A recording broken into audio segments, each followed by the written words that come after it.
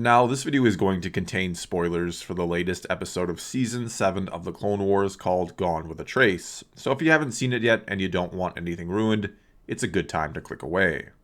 That said, let's talk a little bit about this episode, and it will only be a little bit because, honestly, I don't have a whole lot to say about it, which isn't necessarily a bad thing, and I likely wouldn't have bothered doing a video if not for the Return of Ahsoka, which I, and I think many others, have been waiting for.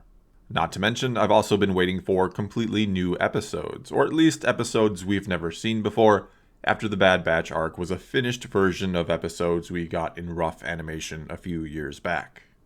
Anyway, let me start by saying it was good to see Ahsoka again, even if it was a little strange to see younger Ahsoka once more, after we saw fully adult Ahsoka in Rebels, and I thought Ashley Eckstein, who of course voices the character, did a fine job of coming back to an earlier version and injecting just the right amount of youthfulness back into her, keeping in mind just how much this character has been through since she made her debut in the Clone Wars movie. And this is, as far as I know, picking up almost immediately after the Season 5 story arc where Ahsoka is essentially accused of treason, goes on the run for a bit before being captured and put on trial, but is saved at the last minute by Anakin, who learns the truth, that she was framed by her thought-to-be friend Barriss Offee.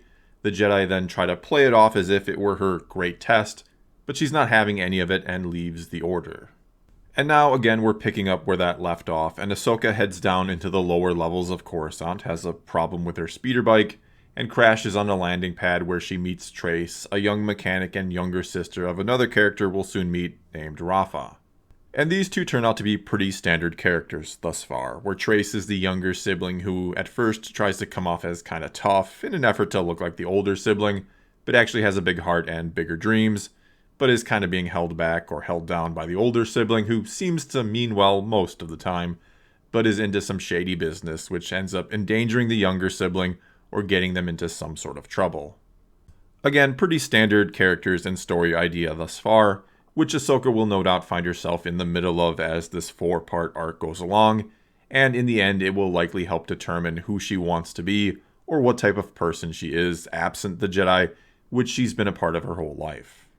However, we do know this will sort of lead into the next and final story arc of this season, which is the Siege of Mandalore arc, and Ahsoka will be a big part of that, so really this will likely establish her mindset going into that arc, before kind of being brought back into the fold, if you will. And so this episode ends up being enjoyable enough for what it is. It's the first part, or first act, of this story arc, and it's mainly meant to introduce and establish these two new characters, the sisters Trace and Rafa, and hint at bigger trouble to come that Ahsoka will again find herself in the middle of. There's also a fair amount of action here, and some interesting or appreciated moments, like when Trace talks about how the Jedi are the ones that started the war, and Ahsoka has to defend them. And this kind of shows how the common person probably feels about the Jedi at this point during the war, that there's a lot of blame being heaped on them, which means people would be more eager to believe that soon enough they'll supposedly completely betray the Republic. And in Ahsoka's mind hearing all this, it may even lend some credence, or at least make her think about the things Barriss Offee said about them during her confession to the crimes which Ahsoka initially got accused of. That her reasonings for betraying the Jedi or the Republic were that they've lost their way, they're responsible for this war, and they should be the ones put on trial. A few other moments I enjoyed was when Ahsoka took care of the thugs or beat them up when they came to collect their money, and then Trace asks where did she learn to fight like that.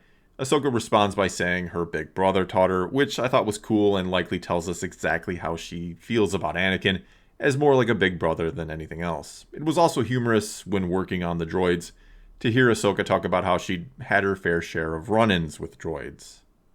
It was also good to see that Ahsoka was rather naive about the way things work in the lower levels, again, after a lifetime in the Jedi Order. She's also very hesitant to use the Force, and there were a few times in this episode, like during the droid chase, where I was thinking just backflip onto the damn thing and shut it down, before you let Trace get hurt or killed, which she'd obviously feel terrible about. But she of course doesn't do that. She only uses it once, at the end, when all else fails to stop the speeder from falling with Trace on it. And I of course think this is going to be a big part of what this arc is all about. Ahsoka trying to figure out who she is or what she can do without the Force. The strange part again is we know in the next story arc she'll, in a sense, be going back to that life, back to the Jedi, albeit briefly considering Order 66 is about to go down, and she'll take part in the Siege of Mandalore. She'll even be fighting Maul. And no, I don't consider any of that a spoiler since we saw it all in the trailer, though if you didn't know that's what's going to happen, my apologies, but I'm going to assume if you're watching a review of this episode, you probably saw that trailer and know she's going to fight Maul. Anyway, I just hope they manage to squeeze some true meaning out of this story arc, not that the next one undoes any or all of it. And I think it'd be interesting if it's implied quite a bit of time goes by while she's down there, and she really befriends these two sisters, kind of gets involved in their business, or is about to leave to parts unknown with them, which is why we see that Trace is fixing up a ship and wants to leave. And that's when Anakin and the Jedi basically come calling, and she's forced to make a choice. And if she'd just gone with her friends, she likely would have been able to live out a peaceful life somewhere, even though I don't know if someone like Ahsoka would have been able to sit back and do nothing about the Empire. I think she still gets involved in the rebellion somehow. Either way, I do hope, as cruel as it sounds, we see her have to give up some sort of life she'd started to build with these two sisters in order to briefly come back to help the Jedi. If not, this might kinda end up being a wasted arc, but who knows until we see the thing in its entirety.